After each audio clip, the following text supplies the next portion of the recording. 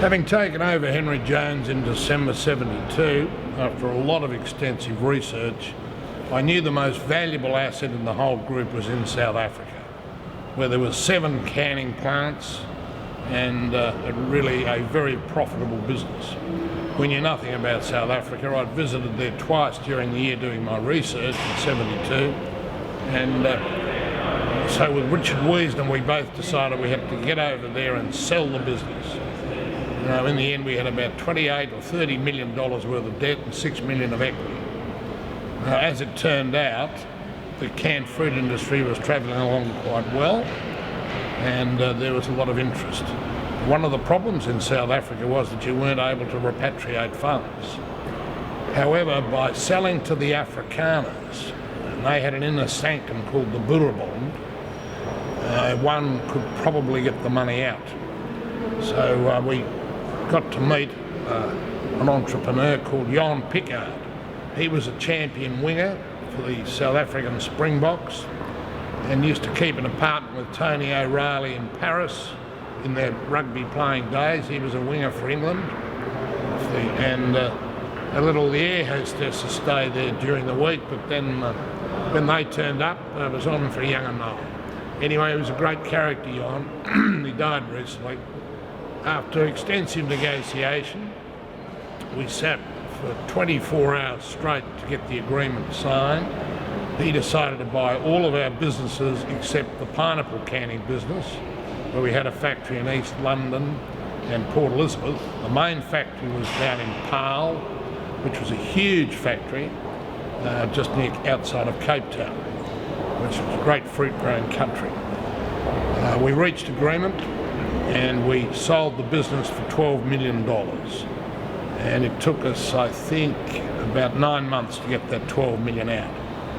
All my supporters were delighted because we used that money to repay debt. As it turned out, about a year later, the bottom fell out of the canned fruit business, and they were big exporters to the UK like we were in Australia. And the pineapple business, which they didn't buy because it wasn't profitable, turned around and became very profitable. So in fact we were making just as much money, about £1 million a year, out of the pineapple business as we were making out of the whole business. And we kept that pineapple business until I bought the brewery in the early 80s. And that stage apartheid was starting to rear its ugly head.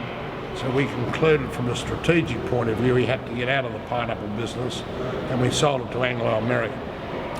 It also led on to me some of the best people. We had great skills, technical skills in the pineapple business. We did form the first joint venture in China in 1980 to see if we could grow pineapples in the far west, and we also went to Brazil. But we got too tied up in the brewery and elders and BHP, so we canned those projects. And China was a very difficult place to deal with in those days. Anyway, the night after we signed the deal, Richard Wiesener and I sat down in the Mount Nelson Hotel. What a wonderful colonial hotel it was in Cape Town. And we didn't know much about wine. So I said to him, come on to the waiter, we want the most expensive bottle of wine that you can find. He found the Chateau Margaux, 1961. I think it cost about 15 Rand. And the normal bottle of wine only cost 1. So we had 2 bottles of that, and I said, how good's this? So the next day I was on my way back to Australia, and I bought all the books on French wine. So by the time I got home I was an expert.